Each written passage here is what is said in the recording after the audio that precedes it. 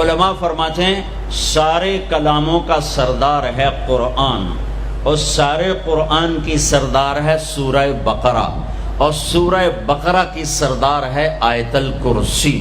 تو آیت الکرسی سارے کائنات کے کلاموں کی سردار ہے کہ اس میں صرف اللہ ہی بول رہا ہے، اور اللہ اپنا ہی تعارف کرا رہا ہے، اور کسی چیز کا تعارف نہیں کرا رہا۔ اللہ اللہ، ایک بات کہوں، خدا نہ کہا کرو، اللہ کہا کرو۔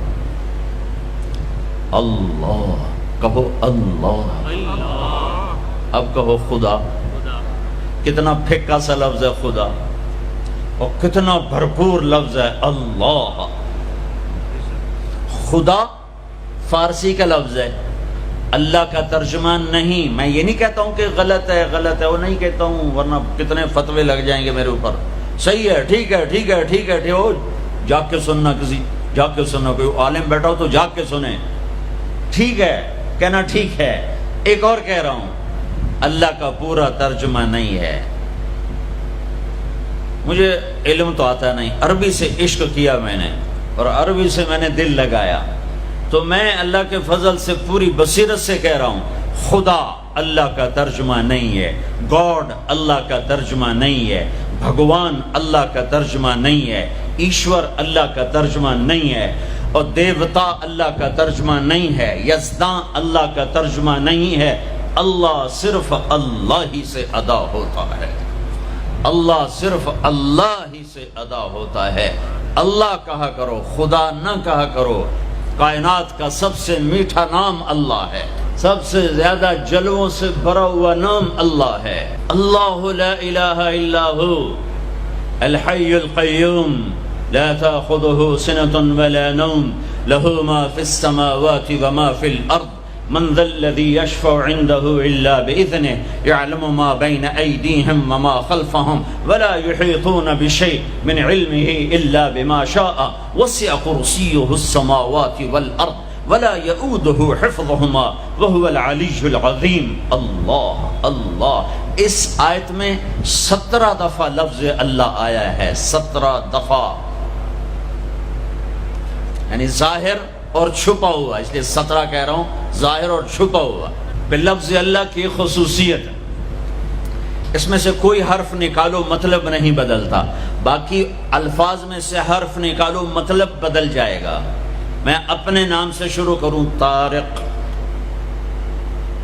اس کا تا ہٹا دو، طارق کا مطلب ہے رات کو آنے والا، جیسے میں آیا ہی رات کو ہوں۔ اس کا تا ہٹا دو تو بن جاتا ہے ارق، ارق کا مطلب ہے بے قرار ہونے والا، اور تا کا الف ہٹا دو تو بن جاتا ہے طرق، طرق کا مطلب ہے کھٹ کھٹانے والا۔ کاف ہٹا دو تو طرأ، کسی چیز کا غلبہ ہو جانا۔ اور جمیل، جمیل جمیل اردو میں بھی جمیل ہے، جیم ہٹا دو تو یا میل بن گیا یا میل بن گیا، یا ہٹا دو تو جمل بن گیا، اونٹ بن گیا۔ یہ آپ کو میں نے مثال دی ہے۔ اب میں اللہ کے لفظ کے ساتھ، یہ اللہ ہے، الف لام لام اور ہا، یہ میں نے الف ہٹا دیا تو لفظ ڈولنا چاہیے، لفظ کے ڈولنے کے ساتھ مطلب ڈولنا چاہیے۔ تو جب اللہ ہٹا تو پیچھے بچا للہ، تو قرآن نے کہا للہ ما فی السماوات و ما فی الارض، ٹھیک ہو گیا۔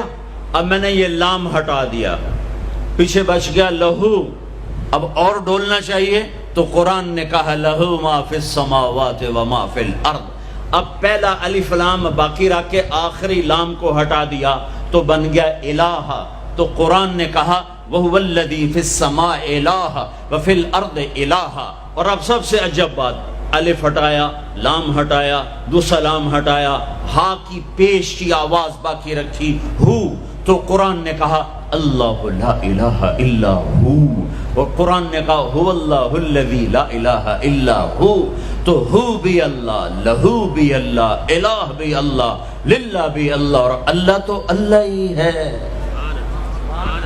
اللہ کہا کہو، اللہ کہا کرو۔